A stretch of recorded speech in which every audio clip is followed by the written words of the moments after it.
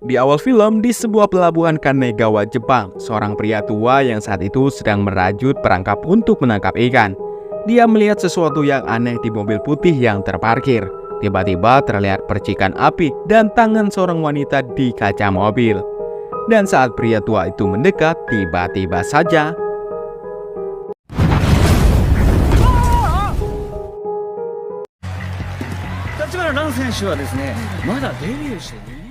Ran Tachibana, seorang petinju kelas ringan yang baru menjalani debutnya selama 2 tahun. Dia memiliki catatan yang cukup apik dalam pertandingan dan ini adalah pertandingan keempat kali untuknya.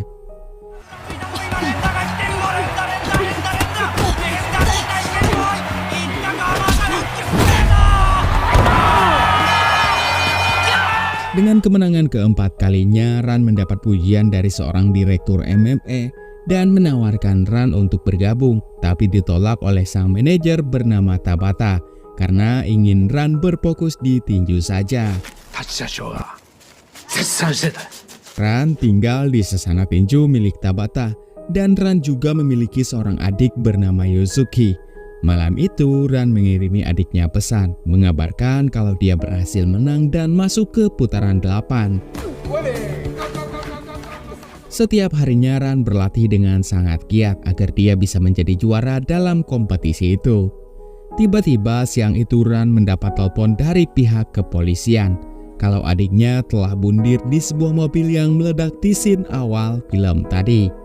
Kepala polisi bernama Oishi mengatakan kalau Yuzuki bundir dan jasadnya susah untuk dikenali, tapi hasil tes DNA membuktikan kalau 99% itu adalah Yuzuki.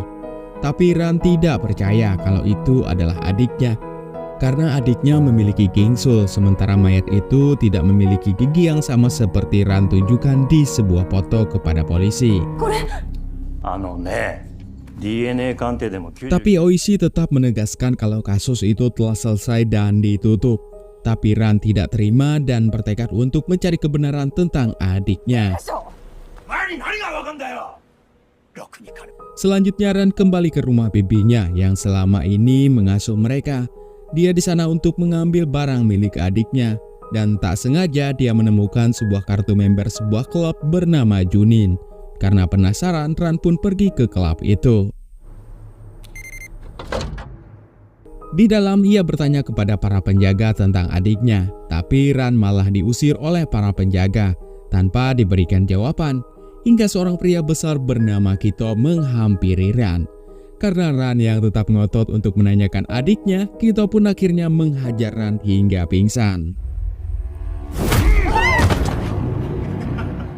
Kemudian Ran diselamatkan oleh seorang pekerja bernama Naruse yang dengan segera menyuntikkan obat penawar karena sebelumnya Ran telah disuntikan obat bius yang bisa saja membunuhnya jika Naruse telat untuk menyelamatkannya. Ternyata Naruse adalah seorang hacker yang berhasil meretas rekaman CCTV gedung keamanan Junin dan nampak seorang wanita yang diyakini Yuzuki telah terlihat bersama seorang pria bernama Azuma. Dan rekaman itu 3 hari sesudah dia dinyatakan bundir. Tentu saja ada hal istimewa kenapa sampai klub Junin merahasiakan atau memalsukan kematian Yuzuki. Dan Naruse juga menjelaskan tentang klub Junin yang berkedok perusahaan biasa, tapi sebenarnya dijalankan oleh para mafia dan sumber keuangan mereka berasal dari sebuah tempat bernama garage atau arena pertarungan bebas tanpa aturan. Para petarung bertanding hingga mati. Naruse juga menjelaskan alasannya membantu Ran kalau dulu ayahnya memiliki sebuah sesana yang akhirnya bangkrut. Kemudian orang-orang Junin datang dan menawarkan bantuan, tapi dengan syarat ayahnya harus bertarung di garage. Namun pada akhirnya ayahnya ditemukan tewas dan dilaporkan oleh polisi ayahnya tenggelam karena mabuk. Tapi Naruse yang tahu kalau ayahnya bukanlah seorang peminum, jadi dia yakin ayahnya mati karena bertarung dan ia berniat untuk membalas dendam.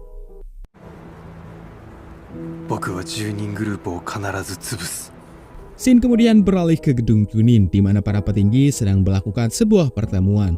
Mereka ingin menentukan calon pengganti direktur mereka yang baru saja meninggal. Dan pertemuan itu dipimpin oleh seorang wakil direktur bernama Shiraishi. まあ例によってまた一人いませんが。乾杯。乾杯。 Di tempat lain, Azuma kemudian melaporkan tentang insiden di pabrik kepada Nekaido. Oishi yang ternyata selama ini jadi backingan orang dalam untuk mereka, dia pun disalahkan atas kegagalannya untuk menjauhkan Ran. Oleh karena itu, Nekaido meminta Oishi untuk segera membunuh Ran, namun ditolak oleh Oishi. Oishi berjanji dia akan berusaha memalsukan lagi tentang kejadian di pabrik sebagai tawuran antar geng. Karena masih kecewa, Nekaido pun kemudian memberikan sedikit hadiah untuk Oishi. Selanjutnya, Nekaido yang sangat terobsesi pada tarung bebas ingin mempertemukan Ran dan Tiko di garage, sekaligus untuk menaikkan rating garage lagi. Ia pun memerintahkan Azuma untuk menghubungi Ran dan mengundangnya ke garage. Dengan imbalan jika Ran menang, maka adiknya akan mereka lepaskan. Ran yang menemui Azuma lalu mengajukan sebuah syarat. Dia mau bertarung di garage asalkan dia dipertemukan dengan Yuzuki terlebih dahulu. Lalu kemudian sebuah mobil hitam datang, di mana Yuzuki berada di dalam mobil itu. Ran hanya memiliki waktu selama 2 minggu untuk mempersiapkan dirinya di pertarungan. Malam itu, Ran yang kembali ke tempat San memberitahu semuanya. San pun kembali melarang Ran untuk bertanding karena dia tahu itu sangat berbahaya. Tapi berbeda dengan Naruse yang justru mendukung Ran untuk bertanding, agar nantinya dia bisa mendapatkan data para penonton yang bertaruh yang bisa dia ambil sebagai bukti untuk melawan klub Chunin. Tetapi San tetap tidak setuju. Jika Ran bertanding, maka dia akan kehilangan lisensi sebagai seorang petinju. Tapi Ran tetap memutuskan untuk tetap bertanding demi adiknya walau harus kehilangan karir tinjunya. Di keesokan harinya, San yang sedang memperhatikan Ran berlatih, dia pun akhirnya memutuskan untuk melatih Ran. Karena dia tahu Ran tidak mungkin bisa menang jika Ran bertarung seperti seorang petinju yang ketat dengan aturan dan memiliki wasit. Berbeda dengan karage yang tanpa aturan dan bertarung untuk nyawa. 何よりも重要なのはバランス感覚だ。 Di markas Nekaido yang sedang mengawasi pengambilan darah Yuzuki, yang ternyata darah itu digunakan mereka sebagai kunci biometrik untuk mengunci akun utama garage, yang mana kunci itu hanya bisa dibuka oleh Nekaido dengan darah Yuzuki. Di sisi lain, Naruse rupanya telah bekerja sama dengan detektif Suzuki. Mereka sedang mempelajari tata letak gedung Chunin yang mengarah ke garage. Singkat cerita, mereka berdua berhasil masuk ke pusat data. Naruse segera menyalin semua data, sementara itu Suzuki mencari bukti lainnya. Sementara itu di arena pertandingan, dihadiri oleh banyak penonton. Mereka semua menganggap remeh Ran karena postur tubuh yang kecil yang jelas jauh berbeda dengan si Tiko yang mempunyai rekor dunia yang tak terkalahkan.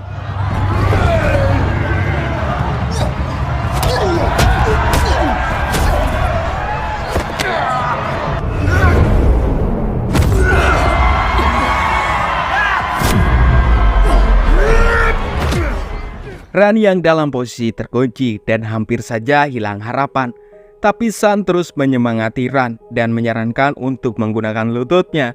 Setelah usaha yang cukup sulit, Ran berhasil terlepas dan membalik keadaan dengan mengalahkan Tiko.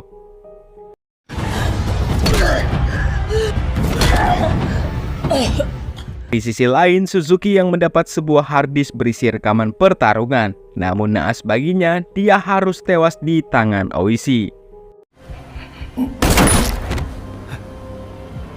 Naruse yang mengetahui kalau Suzuki telah terbunuh berusaha bersembunyi dari Oishi. Beruntung baginya, tiba-tiba Oishi mendapat panggilan untuk mengatasi para polisi yang datang ke gedung mereka. Sedangkan di garage, Nekaido yang meminta Ran untuk menghabisi Tiko. Dengan itu, maka pertandingan baru dia anggap selesai. Dan Ran bisa mendapatkan adiknya. Namun Ran menolak melakukan hal itu hingga akhirnya, lalu Nekaido mengingkari janjinya.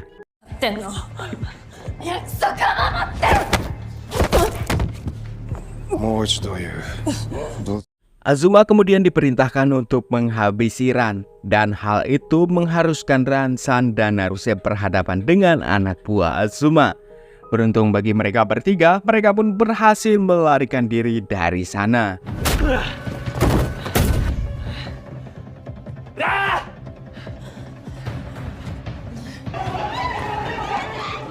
Tak berapa lama Shiraishi datang ke garage dan memerintahkan anak buahnya untuk membocorkan semuanya ke media.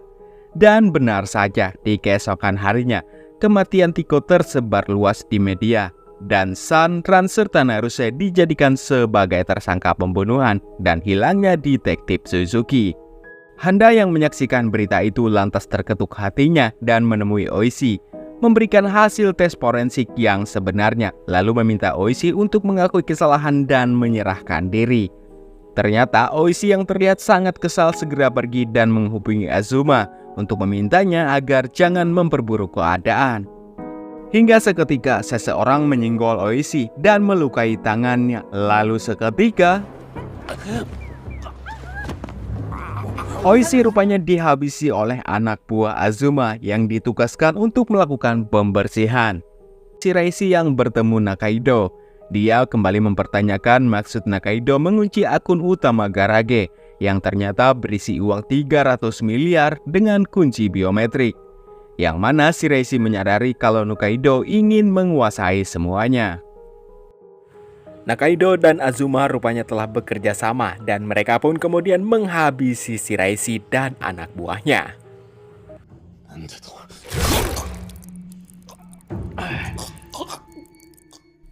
Lalu Naruse yang berhasil mendapatkan data tentang akun utama garage yang dikunci biometrik, ia pun melakukan modifikasi pada data itu.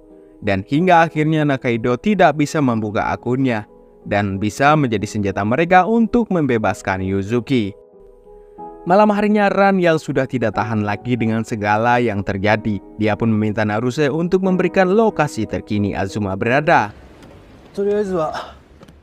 Setelah mendapatkan lokasi Azuma, Ran pun bergegas pergi dan menyergap Azuma di mobilnya. Lalu Ran meminta Azuma untuk menghubungi Nakaido dan mengatakan kalau dia sudah mengunci akun garage. Jika Nakaido ingin akunnya kembali, maka dia harus melepaskan Yuzuki. Tak pikir panjang, Nakaido pun akhirnya memberikan lokasi mereka akan bertemu. Singkat cerita, pertemuan pun terjadi di gedung Chunin. Namun lagi-lagi Ran kini ditipu oleh Nakaido. Nakaido meminta Ran untuk bertarung dengannya agar bisa menyelamatkan adiknya. Karena tak ada pilihan lain, Ran pun akhirnya melawan Nakaido.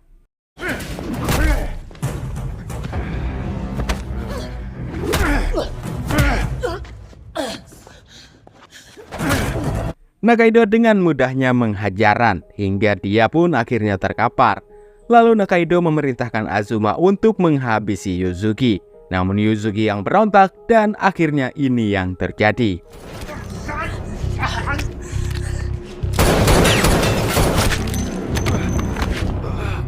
Nakaido yang terkena tembakan Yuzuki segera disikat oleh Ran. Ran yang hampir saja membunuh Nakaido, namun kemudian dicegah oleh adiknya. Tak lama berselang kemudian Handa dan para polisi datang ke garage dan menangkap mereka semua. Berbekal bukti yang dikirimkan oleh Naruse kepada Handa yang membuat semua anggota klub Chunin dipenjara. Di akhir film, 6 bulan kemudian Ran kembali ke ring tinju. Kali ini dengan catatan epik 4 kali kemenangan KO. Dan kali ini Yuzuki hadir untuk memberikan semangat kepada kakaknya itu. Dan kemudian film pun berakhir.